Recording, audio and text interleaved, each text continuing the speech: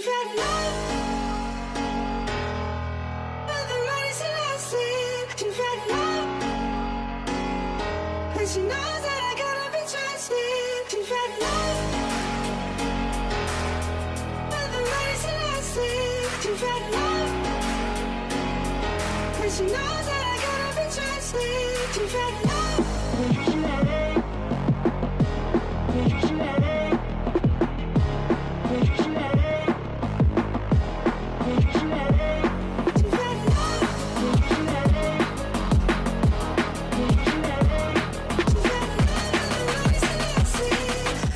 Gelandang Persib Bandung Levi Madinda berhasil curi hati, Bobotoh berharap kontraknya diperpanjang.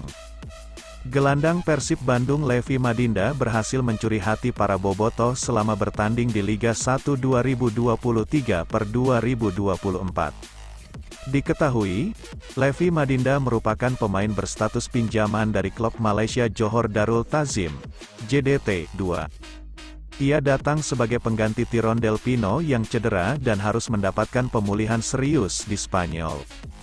Artinya, Levi Madinda akan meninggalkan Persib Bandung pada akhir Desember tahun 2023 jika manajemen tidak memperpanjang kontraknya. Hingga pekan ke-12 ini, Levi Madinda telah mendapatkan kepercayaan untuk bermain dalam 7 laga dengan sumbangan 1 gol. Pemain asal Gabon ini lebih sering dipasang sebagai pemain pengganti ketimbang starting line-up. Meski berstatus sebagai pemain pinjaman, Levi Madinda berhasil membuktikan kepiawaiannya di lapangan hijau. Seperti terlihat dalam unggahan Instagram resmi Persib Bandung baru-baru ini, yang membagikan momen aksi Levi Madinda ketika berhadapan dengan Persikabo 1973 di Stadion Gelora Bandung Lautan Api, GBLA, pada Sabtu, tanggal 16 September tahun 2023. Bermain simple tapi pasti, @LeviMadinda11, tulis akun Persib Bandung, dikutip pada Senin, tanggal 18 September tahun 2023. Unggahan tersebut kemudian dikomentari sejumlah Bobotoh. "Permanenkan sebelum terlambat," tulis salah seorang Bobotoh. "Permanenkan, Madinda stay," kata Bobotoh lainnya. "Dari awal debut udah kelihatan, gerak-geriknya mirip Konate sih Mang Levi ini," ujar Bobotoh lainnya. "Permanenkan sip, kita butuh playmaker yang benar-benar play seperti ini," kata Bobotoh lainnya. Pemain bernama lengkap Levi Clement Madinda ini lahir di Libreville, Gabon, tanggal 22 Juni tahun 1992.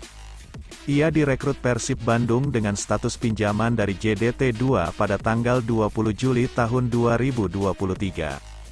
Saat usia 18 tahun, Levi Madinda pindah ke Spanyol untuk menandatangani kontrak 5 tahun dengan Celta de Vigo selama beberapa musim. Kala itu ia bergabung dengan unit lapis Celta de Vigo. Kemudian Levi Madinda debut dengan tim utama pada tanggal 31 Oktober tahun 2012 dan berhasil bermain 90 menit penuh melawan Almeria untuk musim Copa del Rey.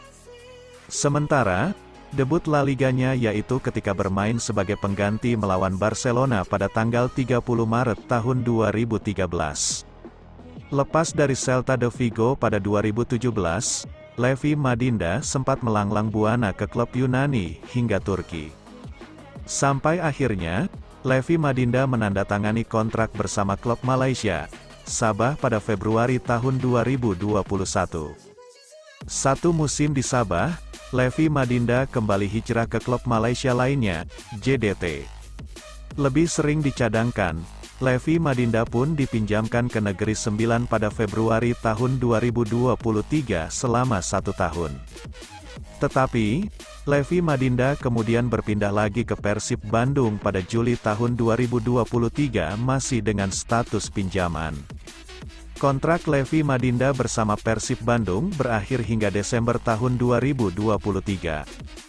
Klub tujuan Kenzo Nambu jika hengkang dari PSM Makassar, nasib Everton dan Yuran belum jelas. 3 pemain asing PSM Makassar terancam hengkang bursa transfer Liga 1 musim 2023. Ketiga pemain asing PSM Makassar yaitu Kenzo Nambu, Everton Nascimento, dan Yuran Fernandes. PSM Makassar belum mengumumkan perpanjangan kontrak ketiga pemain asing PSM Makassar. Padahal PSM Makassar telah mengumumkan perpanjangan kontrak pemain Juku Eja. Mereka Wiljan Pluim, M. Arfan, Rashid Bakri, dan Reza Arya Pratama. Salah satu pemain asing PSM Makassar berpeluang hengkang ialah Kenzo Nambu. Jika hengkang dari PSM Makassar, ada kemungkinan Kenzo Nambu akan main di luar negeri. Apalagi ada beberapa klub dari luar Indonesia ingin mendatangkan Kenzo Nambu. Ia ada klub luar yang tertarik menggunakan jasa Kenzo Nambu. Namun saya tidak bisa menyebutkan negaranya, ujar agen pemain, Asmi Ponti. Terkait kontrak Kenzo Nambu, Asmi belum bisa memastikan. Artinya nasib pemain bernomor punggung 39 itu belum jelas. Sehingga tidak menutup kemungkinan Kenzo menerima tawaran tim lain. Insya Allah segera akan diumumkan oleh manajemen PSM Makassar. Tapi belum tentu nasib Kenzo akan bersama PSM AAZ, singkatnya. Pemain berusia 30 tahun itu memang tampil bagus di musim pertamanya bersama Laskar Pinisi. Padahal awal-awal sempat diragukan akan menjadi andalan lini serang PSM. Dia membuktikan kelasnya dengan kontribusi maksimal hingga PSM berhasil raih juara. Kenzo dimainkan sebanyak 31 kali dan berhasil mencetak 9 gol serta 2 assist. Melakukan 27 kali tackle, interceptions 28 kali, dan 3 kali clearances. Namun Kenzo Nambu masih terikat kontrak dengan PSM Makassar hingga tanggal 30 Juni tahun 2023. Sebelumnya Kenzo Nambu sempat dikaitkan dengan Persib Bandung. Persib Bandung telah memperpanjang kontrak 3 pemain asing yaitu Ciro Alves, Alberto Rodriguez, dan Levi Clement Madinda sebagai pemain pinjaman. Maung Bandung ingin menduetkan Kenzo Nambu dan Mark Klok, jika seandainya Madinda tidak diperpanjang kontraknya. Kini Persib Bandung masih memiliki 1 slot pemain asing yakni pemain ASEAN. Persib Bandung dikaitkan dengan sejumlah pemain asing, antara lain Mark Hartman yang akan mengisi slot pemain asing dari ASEAN. Bukan tidak mungkin Persib Bandung akan kembali mendatangkan Kenzo Nambu dengan adanya aturan terbaru di Liga 1. Kuota pemain asing yang didaftarkan juga akan mengalami perubahan menjadi 5 pemain asing bebas plus 1 pemain asing dari negara anggota ASEAN. Persib Bandung menuju juara Liga 1, Bojan Hodak PD. Perkembangan Persib Bandung di kompetisi Liga 1 kian membaik sejak dipimpin Bojan Hodak. Persib Bandung yang menghuni zona degradasi Liga 1 saat kedatangan Bojan Hodak. Kini Persib Bandung perlahan telah menunjukkan kualitasnya sebagai tim besar di Liga 1. Bayangkara FC akan menjadi lawan berikut bagi Persib Bandung di bulan September tahun 2023 ini. Bayangkara FC vs Persib Bandung akan berlangsung di Stadion Patriot Candrabaga, Bekasi, Sabtu, 23/9 nanti. Secara prestasi di papan klasemen sementara Liga 1 musim ini, Persib lebih diunggulkan karena berada di peringkat ke-7 dengan koleksi 18 poin dari 12 laga. Adapun Bayangkara FC berada di posisi juru kunci zona degradasi atau posisi ke-18, dengan baru mengumpulkan 6 poin dari 12 laga. Meski timnya lebih diunggulkan, dan baru saja meraih hasil positif saat menjamu Persikabo 1973 akhir pekan lalu, pelatih Persib, Bojan Hodak meminta agar para anak asuhnya jangan terlalu jumawa, atau bahkan memandang enteng lawan. Sebab, baginya setiap lawan yang menghadapi Persib, selalu memiliki motivasi berlipat untuk dapat menghentikan tren positif yang diraih Maung Bandung sejauh ini. Oleh karena itu, ia meminta para pemain agar tetap menatap setiap pertandingan dengan serius, guna meraih hasil maksimal. Apalagi, kali ini lawan yang akan dihadapi berstatus sebagai tuan rumah. Kami harus bisa meraih kemenangan melawan siapapun, tidak peduli itu tim 3 teratas atau 3 tim terbawah, kami akan coba untuk meraih kemenangan, ujarnya. Menurutnya penting bagi Persib untuk bisa meraih kemenangan dalam setiap laga. Terlebih, 3 poin memiliki arti penting untuk menaikkan posisi di klasemen. Untuk bisa kembali mendapatkan 3 poin, tentunya selain kami harus fokus dan bermain 100% di pertandingan, kami juga jangan memandang enteng lawan, ucapnya. Saat ini, timnya tengah berupaya untuk menjaga konsistensi permainan di setiap laga, mengingat di awal musim, penampilan Maung Bandung sangat buruk hingga harus merasakan masuk zona degradasi. Ketika saya tiba di sini, kami berada di posisi 16 dan target utamanya ialah keluar dari zona degradasi tersebut. Tapi secara perlahan saya rasa sekarang kami sudah mulai lebih konsisten dan menjauh dari zona degradasi, ujarnya. Kini kami berada di urutan 7, dan perlahan terus membaik dari pertandingan ke pertandingan, lanjutnya. Dengan konsistensi meraih hasil positif tersebut, dirinya optimistis akan berdampak pada peningkatan kepercayaan diri pemain dan tim. Kami tentunya selalu berusaha untuk menjadi lebih baik dan meraih kemenangan di setiap pertandingan, karena kemenangan itu memberikan kepercayaan diri dan peluang yang positif untuk setiap laga berikutnya, katanya. Melihat hasil 4 pertandingan terakhir yang diraih Persib dan Bayangkara Presisi Indonesia FC di musim ini, Maung Bandung berhasil mengumpulkan 10 poin, dari hasil 3 kemenangan dan 1 kali seri. Sedangkan, tim berjuluk The Guardians tersebut, hanya mampu mengumpulkan 2 poin. Hasil menahan imbang Madura United dengan skor 0-0 dan di laga terakhir melawan Dewa United 2-2.